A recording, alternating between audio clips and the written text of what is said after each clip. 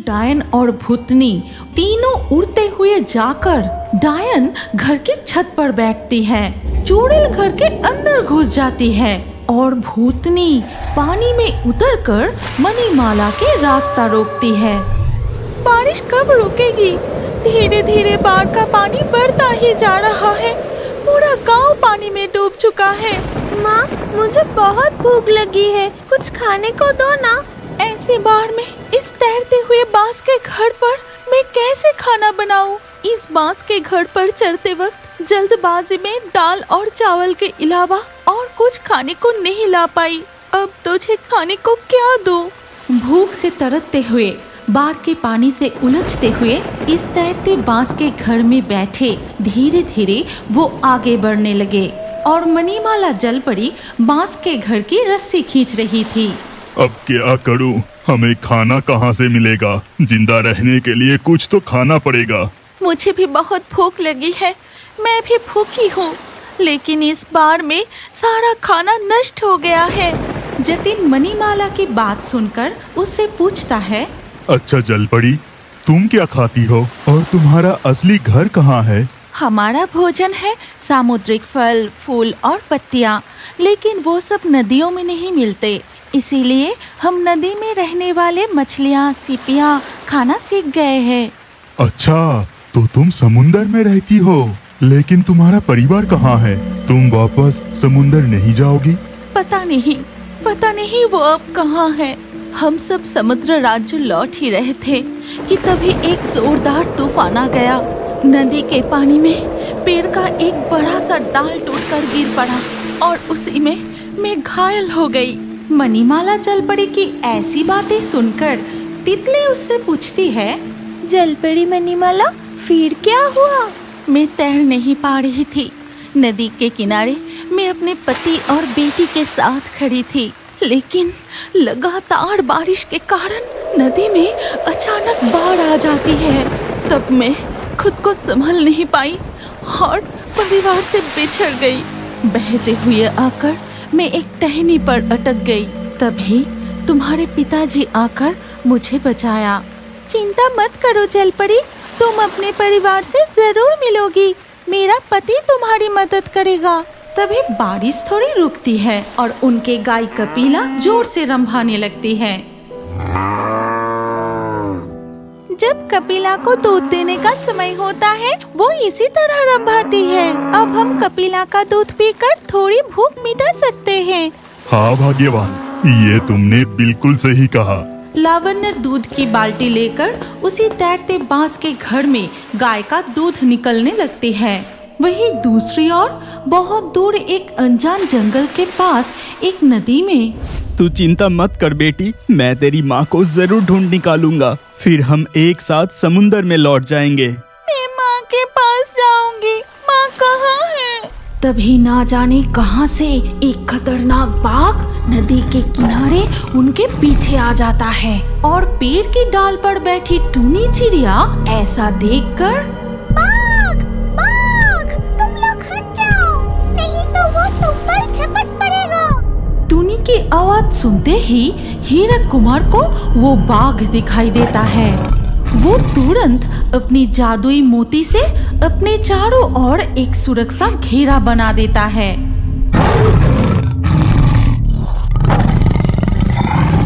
फिर बाघ गरजता हुआ नदी के किनारे से चला जाता है। धन्यवाद टूनी चिड़िया, तुमने आज हमारी जान बचाई। मैं पेड़ की डाल पर बैठी सब सुन रही थी। तुम्हारी बेटी को देखकर मुझे बहुत दुख हो रही है। चिंता मत करो, मैं तुम्हारे साथ ही जलपरी मणिमाला की पता लेकर आऊंगी। ये कहकर टूनी चिड़िया उस डाल से उड़ जाती है। उड़ते हुए वो जंगल पार करके एक गांव में पहुंचती है और वहाँ की एक पेड़ पर बैठ जाती है। ये लोग तो इस गांव के नहीं लगते। ऐसा लग रहा है जैसे किसी और गांव से यहाँ शरण लेने आए हैं। आखिर बात क्या है, मुझे जानना पड़ेगा। टूनी चिड़िया पेड़ की डाल पर बैठे उनकी बातें सुनने लगी। अगर हमारे गांव के जतिन भाई की तैरती हुई उस बांस की घर में हमें खींचकर ना उठाती तो हम डूब ही जाते। तू सिर्फ जतिन की बांस की घर की ही तारीफ कर रहा है। अगर वो मछली जैसी अजीब प्राणी बांस के घर को हमारे पास खींचकर ना लाया होता, जतिन भी कुछ कर नहीं पाता। और उधर तब तैरती हुई बांस के घर में भूख थोड़ा कम हुआ, फिर भी मुझे और खाने का इंतजाम करना होगा। ठीक तभी पानी में एक मछली उछलती है और ऐसा देख जतिन को एक विचार आया। वो अपनी जाल बाढ़ के पानी में डाल देता है। हाँ, लगता है कई मछलियाँ फंसी है। जतिन जब जाल निकलता है तो देखता है कि उसमें 3 हिल्सा मछलियाँ फंसी हैं। मछली तो पकड़ ली, लेकिन मैं इस बांस के घर में पकाऊंगी कैसे? चिंता मत करो भाग्यवान, ये घर बनाना खत्म होते ही मैं सारे इंतजाम कर रखे थे। घर में सूखी लकड़ियाँ और लोहे की पत्रे में बना मिट्टी का चूल्हा रख दिया था। खाना पकाने के लिए जतिन अपनी पत्नी को चूल्हा और लकड़ियाँ देता है। ये देख लावण्य, वाह, फिर तो हम खाना बना सकते हैं। ये तुम पहले क्यों नहीं बताया? इसके बाद लावण्य मिट्टी के चूल्हे पर कढ़ाई चढ़ा के आग जलाकर खाना पकाने की तैयारी करती है। तुम दोनों कमरे में बैठो, मैं मछली तलकर खाना लेकर आती हूँ। ठीक है माँ, मैं और पिताजी कमरे पर बैठती हूँ। जल परी मणिमाला, तुम्हें कोई तकलीफ तो नहीं हो रही? और सुनो, मेरे पत्नी खाना पका रही है। जब खाना तैयार हो जाएगा तुम भी हमारे साथ दाल चावल और मछली खाना, तुम्हें अच्छा लगेगा। ठीक है जतिन, मैं जरूर खाऊंगी। अब मैं बांस की घर को धीरे धीरे आगे ले जाती हूँ। क्या पता किसी को बाढ़ में मदद की जरूरत हो। हाँ ठीक है, हमने जिन लोगों को बाढ़ के पानी से बचाया था उन्हें उनके परिवार तक वापस पहुंचा के मुझे बहुत अच्छा लगा था। लगता है वो लोग दूसरे गांव में शरण लिया होगा। लावण्य खाना बना रही थी। उधर तब मणिमाला जल परी बांस के घर को खींच कर ले जाने लगी। तैरते हुए वो एक अनजान जगह पर आ जाते हैं। इस बार में पेड़ पर बैठे मजे से पेट भरा रहा हूँ। क्या रे डायन, भूतनी, हमें शिकार ही नहीं करना पड़ रहा है। पानी में बहकर बकरी, बतख, मुर्गियाँ आ रहा है। ए डायन, क्या तुझे मछली की खुशबू मिल रही है? मुझे तली हुई मछली की खुशबू आ रही है। तूने बिल्कुल सही कहा, मुझे भी आ रही है। लेकिन चुड़ैल, इस बार में मछलियाँ कौन तल रहा है? खुशबू से मुंह में पानी आ गया। मुंह में तो पानी आएगा ही। ये कोई आम मछली नहीं है, ये है हिल्सा मछली की खुशबू। उधर तैरते हुए बांस के घर में खाना पकाने के बाद लावण्य खाना परोसती है। तली हुई हिल्सा मछली के साथ चावल खा के मन एकदम खुश हो गया। भाग्यवान, जल परी खाना खाया ना? हाँ खाया, जलपरी पेट भर के खाना खाया। उधर तब पेड़ पर बैठी चुड़ैल तैरते हुए बांस की घर को देखती है। देख, उस तैरते हुए घर से मछली की खुशबू आ रही है। चल वहाँ चलते हैं। ये कहकर चुड़ैल, डायन और भूतनी तीनों उड़ते हुए जाकर डायन घर की छत पर बैठती है।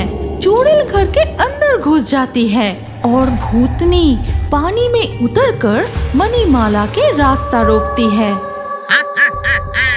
तुम लोग समझदारी से इस तैरते हुए बांस के घर में चढ़ के बाढ़ के पानी से तो बच गए, लेकिन आज हमसे नहीं बचोगे। घर में जितने मछलियाँ हैं जल्दी से हमें दे दो।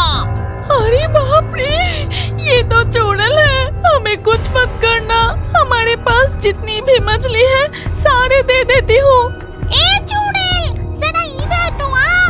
पानी में एक असली जल परी है। ये तो शायद हिल्सा मछली से भी ज्यादा स्वादिष्ट होगी। ये कहकर भूतनी मणिमाला का हाथ कसकर पकड़ लेती है। छोड़ दो मुझे। आज तुम लोगों को हमसे कोई नहीं बचा सकेगा। बाढ़ के पानी में तैरते हुए घर में जतिन के परिवार और मणिमाला जल परी भूतों की शिकंजे में आ जाते हैं। दूर दूर तक ऐसा कोई नहीं जो उन्हें बचा सके। उधर तब टूनी चिड़िया उन लोगों की बातें सुनकर मैं अच्छे से समझ गई हूँ कि जलकुमार की सखी कहाँ हो सकती है। ये कहकर टूनी चिड़िया वहाँ से उड़कर बाढ़ के पानी में डूबे गांव की ओर जाती है। क्या टूनी चिड़िया मणिमाला को ढूंढ पाएगी?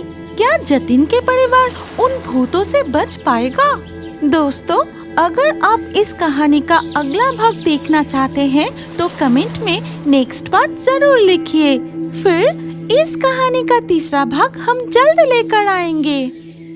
जंगल के नदी से बहते हुए जा रही थी एक जलपरी। तेज तूफान की वजह से जलपरी चुड़ैल के आंगन में आ जाती है।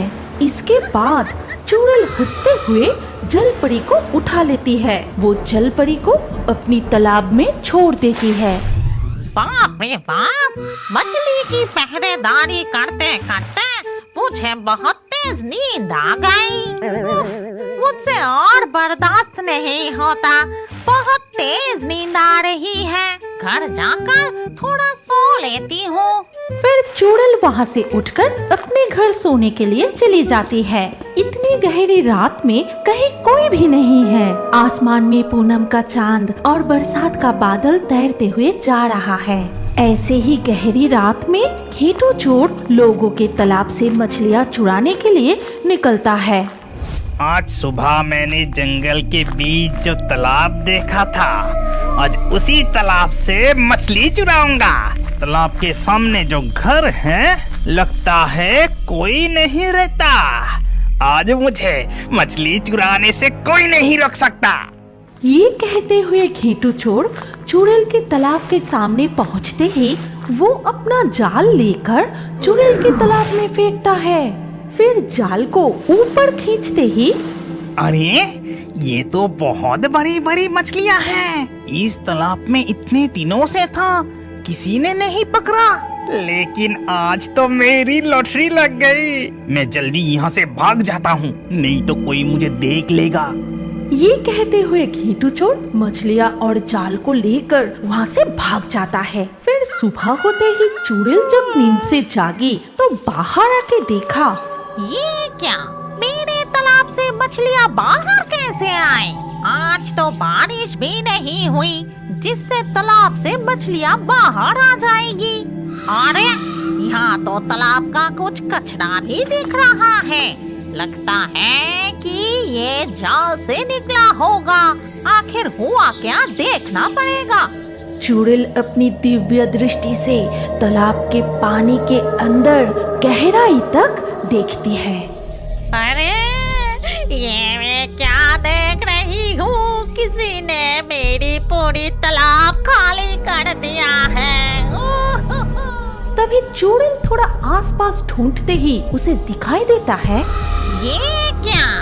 ये तो किसी इंसान के पैरों की निशान है जो कीचड़ में साफ साफ दिख रहे हैं। देखो तो ये निशान किस दिशा में गए हैं? फिर चुड़ैल उस निशान का पीछा करते हुए कुछ दूर जाते ही वो समझ जाती है कि वो चोर किस गांव की तरफ गया है।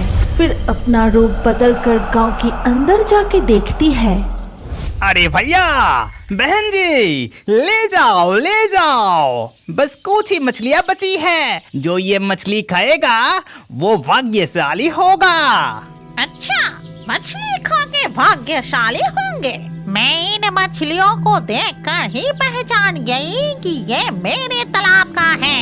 बदमाश चोर मेरी मछली चोरी करके यहाँ बेच रहा है।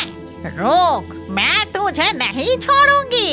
ऐसी सजा दूंगी कि जिंदगी भर चोरी करना ही भूल जाएगा। और जिसने भी तेरे से मछलियाँ खरीद के ले गया है, उन्हें भी सजा दूंगी। चुड़ैल उस दिन फिलहाल वापस चली आती है। फिर अगले दिन एक भिखारी का वेश धारण करके, मुझे कुछ खाने के लिए दोगी?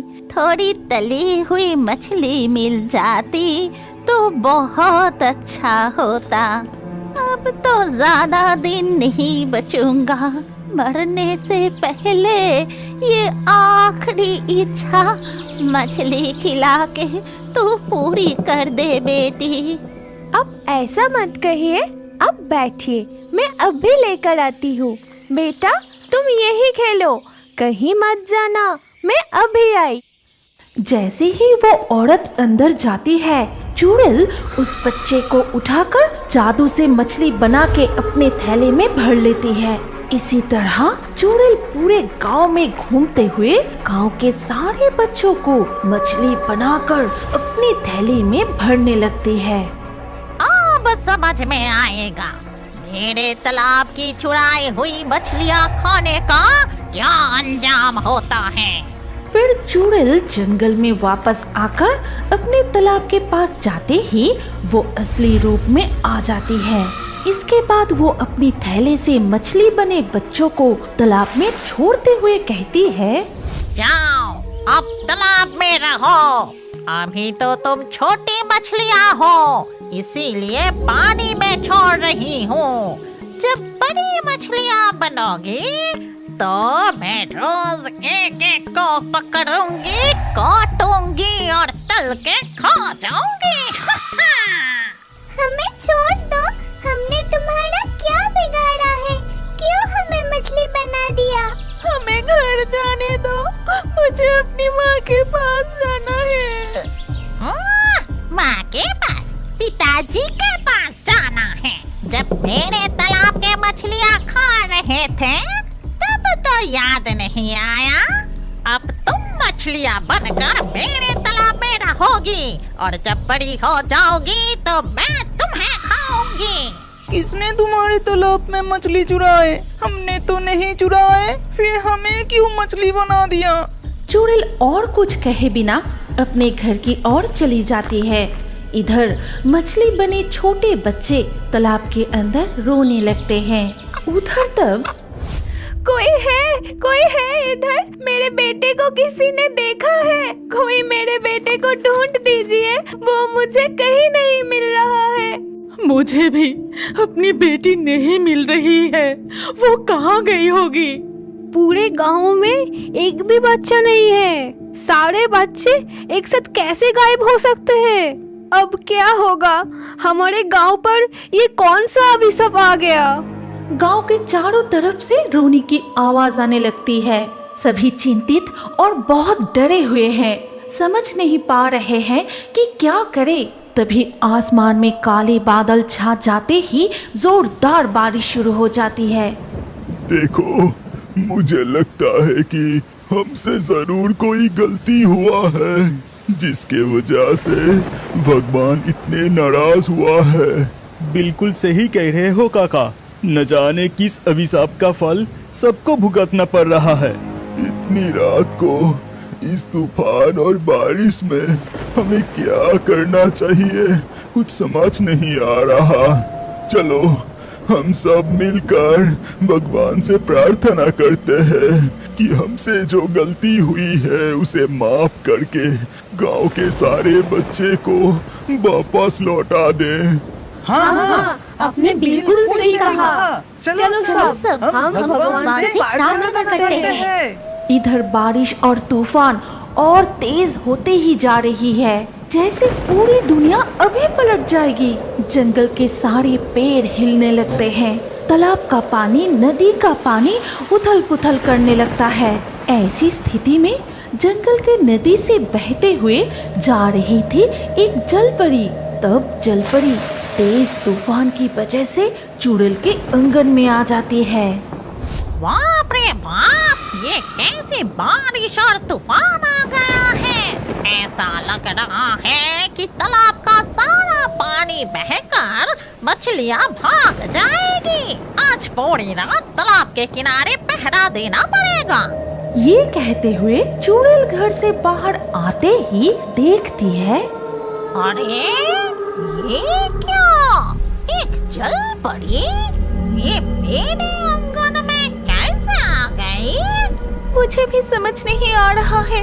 नदी में तैर रही थी, अचानक तेज इस तूफान के वजह से नदी में लहर उठी और उस तूफान के वजह से ही आपके आंगन में आ पहुंची। वाह वाह वाह वाह, ये तो कमाल हो गया। आज तो लगता है कि मेरे अच्छे दिन आ गए हैं। आधा इंसान और आधा मछली, ना जाने कितना स्वादिष्ट होगा। क्या आप मुझे उस नदी तक छोड़ देंगे? मैं अकेले ये स्थल भाग पार करके नदी तक नहीं पहुंच पाऊंगी। तुम्हें नदी में जाने की कोई जरूरत नहीं है। आज से तुम भी मेरे इस तालाब में ही रहोगी। जब मेरा मन करेगा तब तुम्हें काट कर खाऊंगी। मतलब तुम मुझे कैद करके रखना चाहती हो, मुझे खाना चाहती हो? तुम बहुत बुरे हो, एक चुड़ैल हो। हाँ, मैं एक चुड़ैल ही हूँ। इसके बाद चुड़ैल हंसते हुए जलपरी को उठा लेती है। छोड़ दो मुझे, बदमाश चुड़ैल, ये तुम ठीक नहीं कर रही हो। इसका सजा तुम्हें भुगतना ही पड़ेगा। लेकिन चुड़ैल कुछ नहीं कहती। वो जलपरी को अपनी तालाब में छोड़ देती है और जलपरी को तालाब में देखकर मछली बने छोटे बच्चे को थोड़ा राहत महसूस होता है। डरो मत जलपरी, वो चुड़ैल तुम्हारे जैसे हमें भी इस तालाब में कैद करके रखे हैं। ये क्या? तुम इंसानों की तरह बात कैसे कर रहे हो? हम इंसान ही हैं। चुड़ैल ने जादू करके हमें मछली बनाकर इस तालाब में कैद करके रखा है। बाद में हमें काट के खाएंगे। वो चुड़ैल ने तुम्हारे साथ ऐसा क्यों किया? और तुम सब यहाँ आए कैसे? वो चुड़ैल हमारे साथ ऐसा क्यों किया ये तो हम भी नहीं जानते जलपरी। लेकिन एक दिन दोपहर को जब मैं खेल रहा था तब। इसके बाद छोटे मछलियाँ जलपरी को पूरी कहानी सुनाती हैं। जलपरी सब कुछ सुनने के बाद कहती है, तुम सब चिंता मत करो, मैं तुम्हें बचाऊंगी और उस चुड़ैल को सबक सिखाऊंगी। इसके लिए तुम सबके साथ मिलके मुझे एक योजना बनानी होगी। क्या अब बड़े होकर भी कार्टून देखना पसंद करते हैं? तो अपना नाम कमेंट करें और हमारे पिछले वीडियो से लाकी ड्रॉ में चुने गए नाम हैं सुमित, सुरेश, हिमांशी, अनमोल, नीतू, अंशा, हिमांशु, युवराज, अंकित, रानी, साक्षी, रितिका, प्रीति, वैष्णवी, शिवम। जिन दर्शकों ने हमारे चैनल को सब्सक्राइब करके फिर कमेंट में अपना नाम लिखा, हमारे अगले वीडियो में उन्हीं के नाम चुने जाएंगे। इसीलिए रियोबर्ड्स हिंदी यूट्यूब चैनल को जरूर सब्सक्राइब करें और स्क्रीन पर आई हमारी अगली कहानी भी देखें। उसमें भी आपका नाम हो सकता है। अगर नाम नहीं आया तो अगले वीडियो में आपका नाम लिख दीजिए। सोच क्या रहे हैं? जल्दी से क्लिक करके देखिए।